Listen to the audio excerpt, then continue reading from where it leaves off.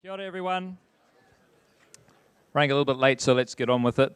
We have McGahan here from Jarden Digital talking to us about React Rātā, refactoring web apps done right. Thank you. Let's have a warm welcome. Thank you. Hopefully everybody can hear me, and that's all right.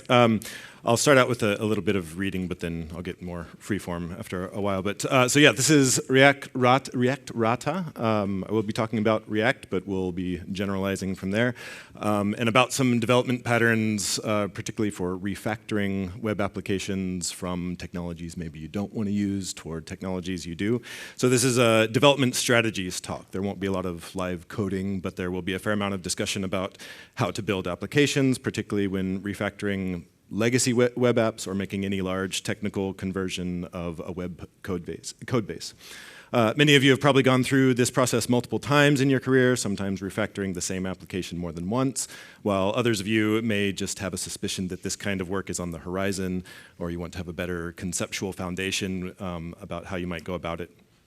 Although I do think of these strategies as best practice, I'm intentionally presenting them as a case study so that you can draw your own generalizations. Each experience will be different, and your unique constraints will likely force you to adapt. But hey, that's only natural. And it's been kind of fun because I guess everyone who has been here for the first talk of both days was forced to listen to When to Stop Starting Again and Long-Lasting Software. Both were great talks, and I feel like my talk kind of dovetails neatly in between about when you have decided that you need to start again, but you haven't got into the nitty-gritty of developing long-lasting software. You need some sort of transition strategy. Some of the questions that were asked of the speakers were about what next for when to stop starting again, and what just before for long-lasting software. How do you make that transition? So hopefully those questions can be answered, or at least you can have some tools for answering those questions after this talk. But let's start with Metrosideros robusta, also known as the northern rata. There is a southern rata. It has a similar life cycle, but it's an oldie but a goodie from the New Zealand native tree pantheon, and one that has a particularly intriguing life cycle. Imagine you're a rimu standing tall in an old growth forest. You're big but not as strong as you once were, but still solid. One spring day, the wind blows a tiny seed into your branches. It lodges there, collecting sun and rain, and slowly begins to grow. Not much at first, and you don't really mind. Over the years, this growth starts to look more like roots, snaking down toward the ground, and then more roots. Some reach the ground and intertwine with your own. Slowly, almost imperceptibly, this new plant begins to wrap itself around your trunk, sending leafy branches with red flowers out beyond your own. You realize your time is almost over, and this plant has become a tree just as strong as you once were, able to stand on its own as you slowly, over a century or two, wither away inside. This is the rata, a hemi-epiphytic tree that happens to provide a neat analogy for refactoring applications that are coming to the end of their useful life. Some other little factoids. The host tree of this epiphytic plant is oftentimes a rimu. It used to be referred to as a strangler plant, but now it's more thought of that it's probably taking over from trees that have given up their ghost, so to speak. And from this, well, this is our app. If the analogy is not clear yet. I'll do credit to Martin Fowler and his strangler pattern, or the description of it, the strangler pattern for refactoring systems. What I'd like to present now is how current front-end frameworks are particularly well suited to this approach, and how we might use it to convert our Angular 1 beast into a modern component-driven React app. So at Jarden Digital, we have an application called OneView, which, as anyone can probably suspect, anything that's designed to be the one view for anything is probably not going to last very long as that in that role. And it was started, I think, 7 years ago, well before my time, in Angular 1, kind of a reasonable technology choice at the time, but certainly needs some attention, or needed some attention last year, and so we decided to do something about it. But it's not just about legacy web apps that are big and large. We can also think about this as a strategy for transitioning something that was built as a little prototype, something proof of concept, something that helped you explore your product viability, but maybe wasn't built with the kind of scalable tech that you want for the real thing, for the long-term application. But our situation at Jarden was that we had reached kind of a dead end from technical choices, product choices, architectural choices. In tech, as I mentioned, was in Angular. It's not just that Angular was bad, it's that it was Angular 1 and no upgrade plan. So in 2021, dealing with an Angular 1 app is a bit of a different story than dealing with the latest and greatest from the Angular community. And certainly we had only a few people who were Angular experts by the time it needed to have some some significant product upgrades. Product choices, as I mentioned, this application was intended to be the all things to all internal users. So as a staff portal, I'll show you some screenshots of what it looks like so you get a sense of it. But that as a product choice was probably not the best one for long-term viability. Go back just a couple talks ago, thinking about building for change. That's not a particularly changeable state. And architecture. It was built on premises. The backend primarily was a RESTful API that was monolith on premises that would serve all the data. We had this static application that was also served from a CDN. I'll now introduce the other character in our scene, React, commonly imagined as a framework that allows you to build complex web applications to serve all UX needs. A lot of online discussion is about choosing your framework when first developing an application, but it's increasingly common to need to answer that question when finding the path forward for an existing application. So we're not talking about greenfield rewrites where you choose your framework and build everything up from the core. We're using React, which, just like the first line of the doc so neatly presents, is designed for gradual adoption, and you can use as little or as much of it as you like. So you can start with your seed and grow. This was a tweet that I periodically think about. It's from 2018. And I remember reading it for the first time. I was like, oh, actually, that changes my whole view of what React is about. At that point, I had been using it for a couple years in a greenfield rewrite of a web application. I'll zoom and enhance this for you so we get close to the main parts. So hopefully you can start to see it. Maybe now. So this is for it was built for small parts of the application. Even Facebook, when they built it, and they had this little team that was playing with the ideas around React, we're using it for little widgets. I think one of the early chat widgets was based in React, and that was the only thing in Facebook, even for like years, or I mean a couple other things, for years that was based in React. It's since grown and kind of strangled the application that existed previously on the front end. But the core of it was really small, and it was built to solve a set of small problems. So let's get into the method by which you might want to use this. So following on from the Rātā plant and its strategies for growth, the step one is to find a small, cozy spot. With React how many of you use React in your job, or at least I've played around with it enough? Okay, cool. So hopefully this is familiar enough, and I can go through it in a bit more detail if you need. So you have a cozy spot somewhere in your document. Could be anywhere. It doesn't have to be the body. Oftentimes people start with their body and then have maybe a div with an ID of root, and you implant your React application there. Could be something very small, something deeply nested in the DOM. Here I'm calling it cozy spot. And then in your JavaScript, you call React DOM.render. You give it some simple widget, something very small, and you render it, and you take over. You actually literally take over the rendering of that one element in the page. For one view, this is just one of the views that was that was used to show account information. You have some general details on the left. You have some things that people can interact with on the right, upload documents, do whatever. This is a stripped down view a little bit, but this is where we started. But the criteria for finding an entry point into this application were actually the opposite of the reasons for wanting a rewrite. We wanted to find a place that doesn't get much attention, that doesn't have much functionality, and wouldn't trigger a stream of bug reports if it acts a little wonky for the first little while.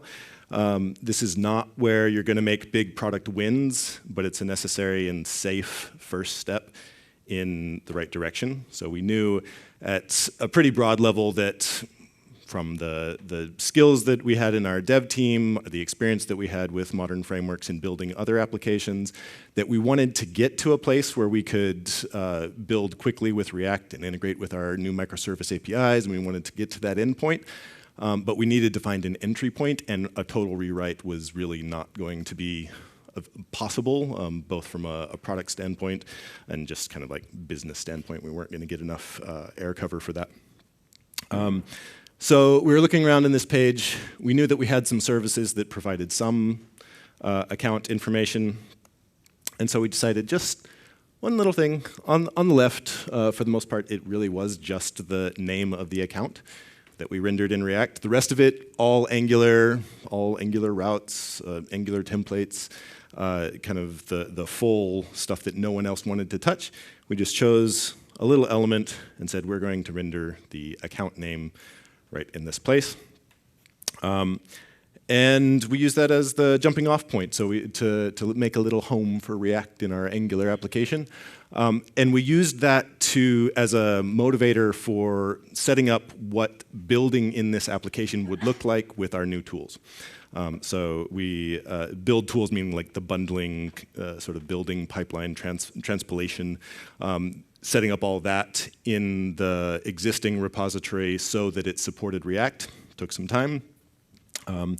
We wanted to set up a proper deployment pipeline, so instead of manually deploying things into our test environment and then manually moving that over to production, we wanted to kind of do it right, again, applying best practices that we had learned from other applications.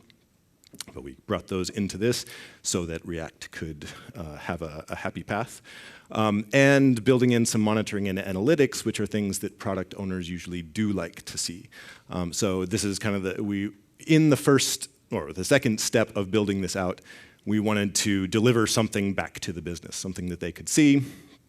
And as long as you have one little div, you can get request information about who's accessing your page, frequency, like all the kind of basic real user monitoring analytics or information that you might want.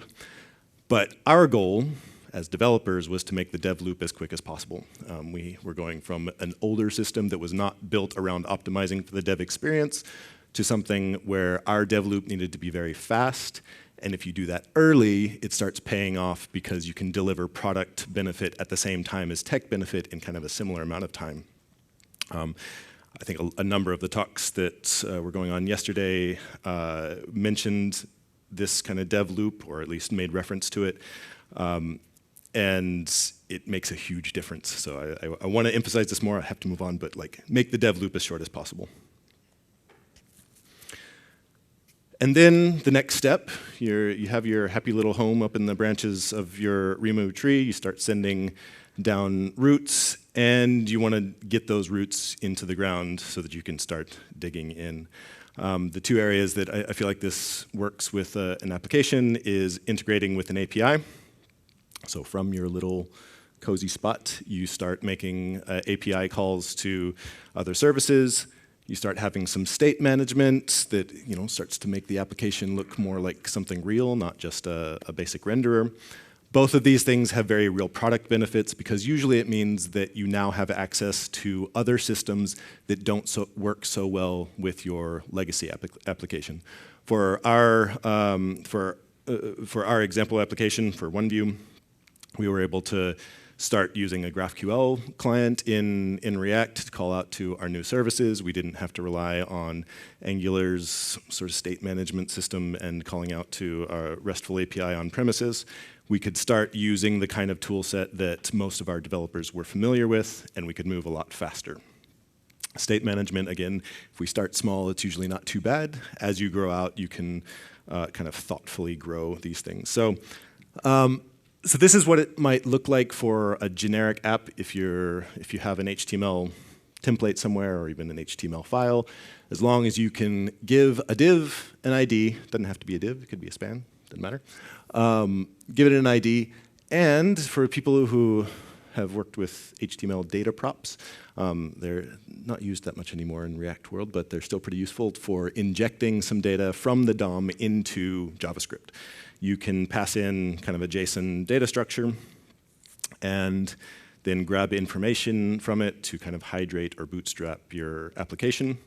Whatever is currently rendering your HTML can provide that data prop, and then you can take that as your starting point to, like I say, bootstrap your application and get it going. So in this case, we'll have our root as, our root is called myComponent. We get the props from JSON parsing this string value from the data set. So if you use data-props, it automatically gets added to the dataset attribute of that element, or property of that element. And then you can render your application and pass in props at the highest level if you need to. For us, on that one place where we needed the contract name, we weren't entirely sure that everybody who could read a contract name in the old system had the permissions to read it in the new system. So we injected the account name from the wrapper as a fallback for our API. So again, it was kind of safe. Nobody would really notice if things didn't work quite right, but we were able to find where things were not behaving as we expected and then iterate from there.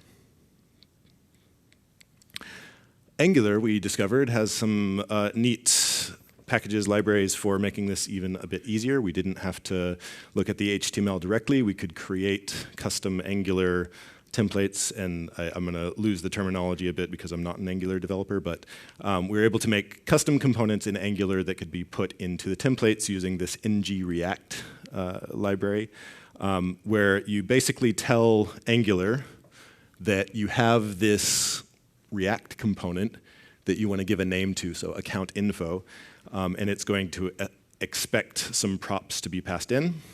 That's kind of all Angular needs to know. And you can shove it into your Angular template as account info, as like an HTML element or custom element, and pass in account. You pass it in as a string because Angular likes to use magic to inject data that has certain names in scope. But anyway, it made it a lot easier so that we could just make any element we want, a React element, tell Angular about it, and use the Angular routing and templates to present this information. At that point, Angular didn't need to know anything about the contents. Step 4, embiggen it.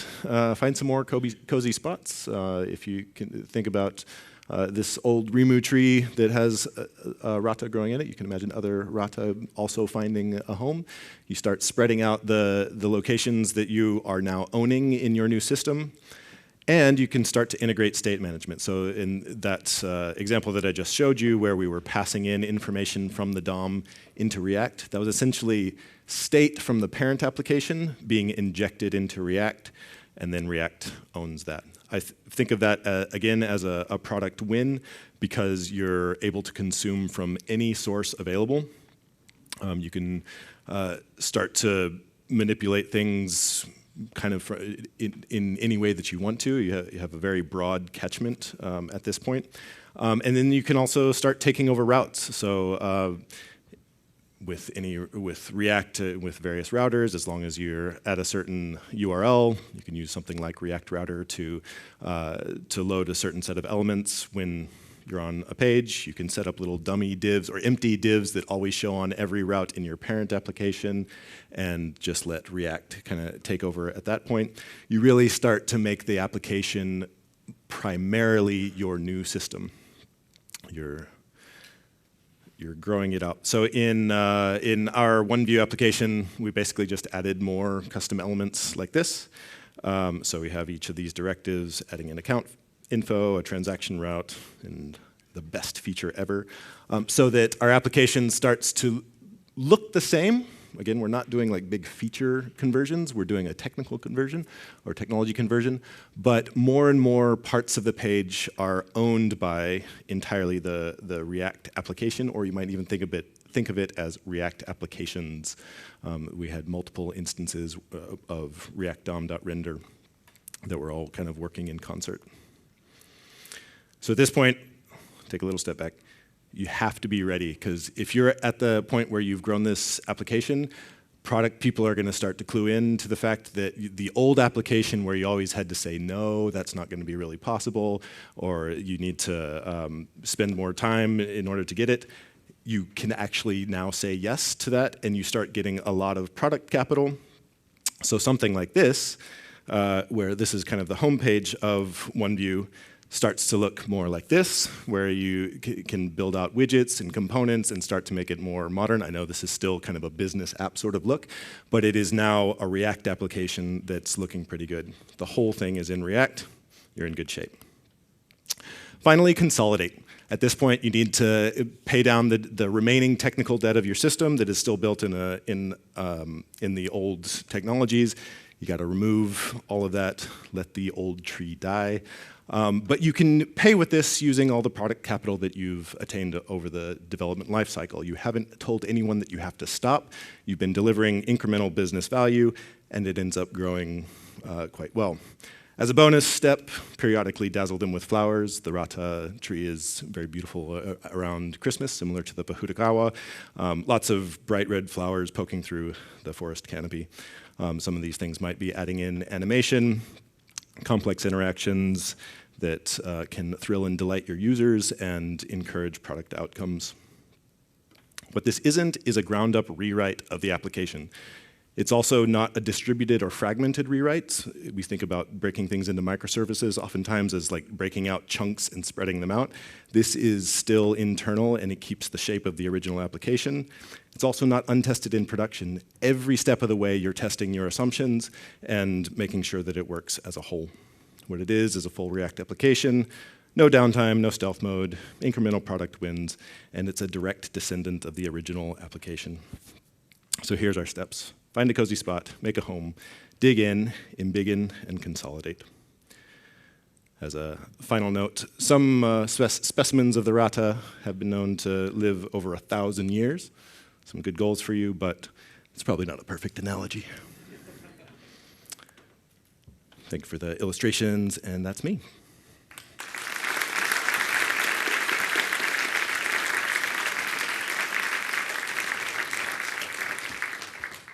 We've got time for questions.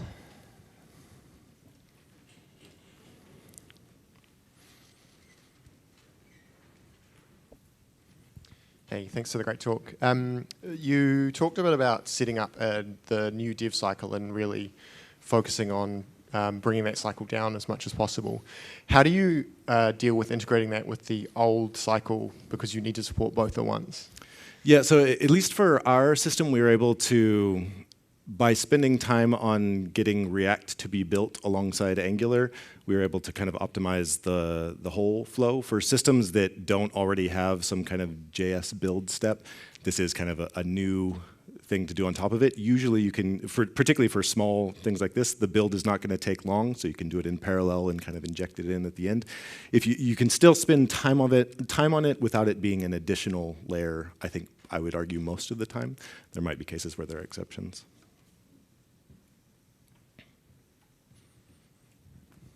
Awesome talk. Thank you for sharing your experience.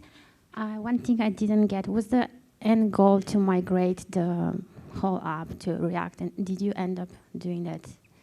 Yeah, so some of my colleagues here will notice that some of these are Figma screenshots rather than real screenshots. We're in the process of this at the moment, and yes, the goal is to not have any Angular because it's such it's a narrow set of people that can currently maintain it, and we're not going to be maintaining Angular 1 forever. So yeah, the big conversion was the goal. Yeah, you can. Yeah. In the beginning, you said you just chose a part of the app that's not very used, so that you can just experiment and make sure that you're not breaking the experience for anyone. So once you went past this phase, how did you choose which parts of the app to migrate next? Oftentimes, it's where the business does want some change. So again, you start thinking more and more about what's going to deliver business value. If there's an area where the old data being served by the legacy systems is getting end of life, you might choose that so that you can keep that up to date with newer services connected to the modern app. That's going to probably be case by case basis, but you can do as small as possible to still deliver value, I guess is the rule of thumb.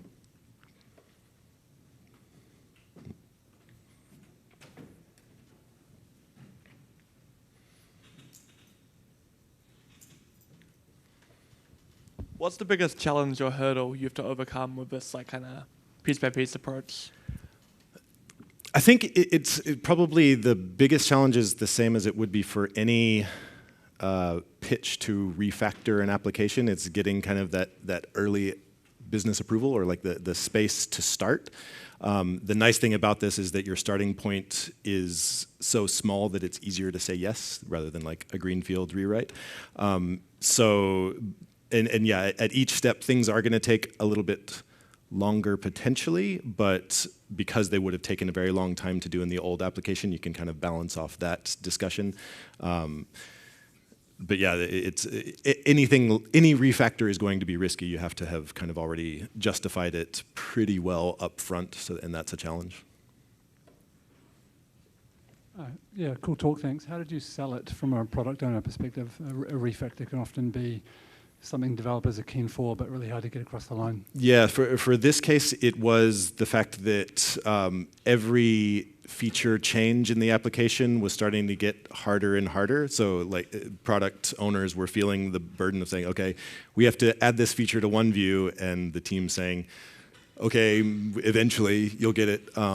Whereas we could say, if we do this, it could be easy. Or talk about, oh, if we were using this other system, it would be fine, but here, no. And so you have enough of those conversations. I think at Jarden, it probably took a year and a half of having conversations like that, given the resource constraints. Yeah, people get the message if you complain long enough. Or it just takes long, yeah. Oh, I guess microphone.